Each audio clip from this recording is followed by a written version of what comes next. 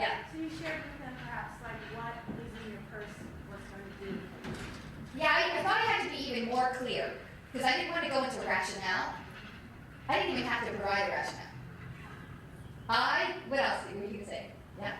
Seek help, like you're trying to find something or you're trying to get something. Yeah. Tell him that I'm looking for this and can you please help me? Can I Maybe not please- so directly, but Yeah. I didn't think to do that. Yeah. I didn't, yeah. Assume perhaps that maybe he made a mistake by keeping your purse. Well, see, that would involve that I judge that he did it, right? Or accidentally, like. Still judgment, right? It's very interesting. But yeah, people can smell judgment. So here's what I just started talking because he wasn't even interested in talking with me. Okay, so I didn't even have the luxury of having a back and forth interaction. I mean, he's a thief.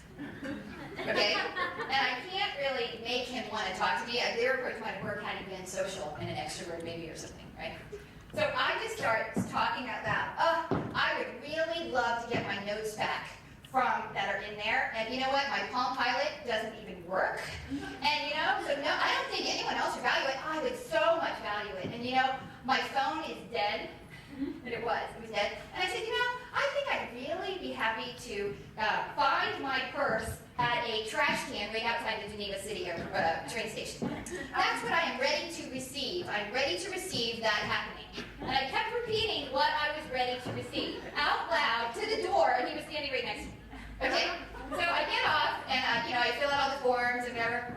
And they tell me, the cop says, oh, you might get it back, you might get it back. And I go, oh yes, I really want it back. I really want it back. Well, 3 days later, I get a call.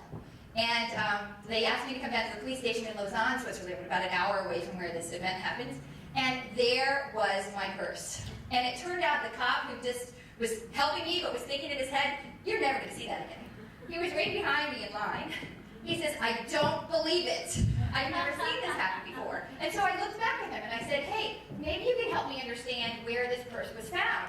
He said it was found at a trash can right outside the Geneva train station. And it wasn't even missing that many things. They had a couple of Swiss francs in there and they took that. But I think, so the power of, it's almost irresistible. It's kind of like a ringing telephone. You know the story of somebody jumping to their suicide and the telephone's ringing? And what they say is, oh, just a minute, let me go answer the phone. It's that kind of thing. It's a gravity between people. So that if I'm going to throw you a ball, let's say I have a ball up here. Who am I going to throw the ball to? Somebody who has their hands already out ready, okay? So another paradox of interaction is that my readiness to receive comes before your even thought of wanting to throw to me or give, okay? So receiving comes before the giving, and when I say receiving, I mean that I'm ready to catch what I want. It doesn't mean that you have it to throw for me, but if you don't have it, you might find a friend who does, okay? Or you might tell me, I often try to get upgraded on airplanes, and sometimes it happens, but very often there are only 8 seats, like Holly mentioned earlier, right? But what I do get is, oh, we really wanted to upgrade you. Here's my card, call me in advance, you know, next time. And I'm going to prioritize you if I can. And I would be willing to fly on the wing for that, right? Because what they did, even though they didn't give me the seat I wanted, they gave me their goodwill, and they gave me allegiance on my team. And that is so valuable to me, and I can never understand what that might cause in the future. Okay? So the third part of this is, the third part of this game, I know, I'm sorry to keep you standing, but I thought you were sitting all this time. The same pair, the same idea, extend an offer, but instead of saying yes and, guess what? Yes, but. Okay? And so the person A will extend an offer, person B will say yes, but, and then finish the sentence. It's very likely that person A will have to begin with a brand new invitation, to which person B will say yes, but, ... Okay? Want to try that? Okay.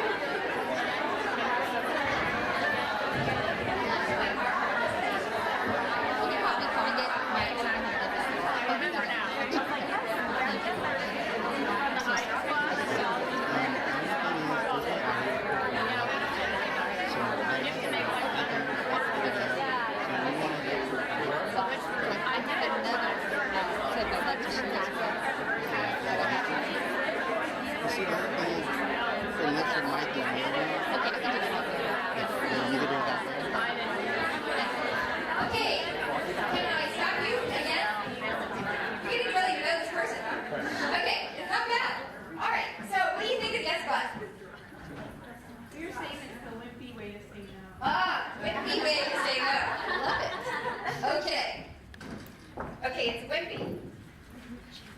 It's a wimpy no. What else? Yes. Politically correct now. What was that? Politically correct now. Oh, that political correctness, right? What do you think of political correctness? It's what? Not authentic. It's not authentic. I know. Wow, you're gonna have to fix that in a lot of places, right? Yeah. It's not sincere. Okay. Do you think it's better? Yes. It's like an excuse. They're trying to get an excuse to get out of it already. Yes. It's like, yeah, but I can't. They're thinking like, Tell me something. Because they've already offered you an excuse, does it make it easier or harder for you to learn how come they didn't want to go? It makes it actually harder. If they said no, they just said no, you say, oh, could you tell me why? All right? So that's why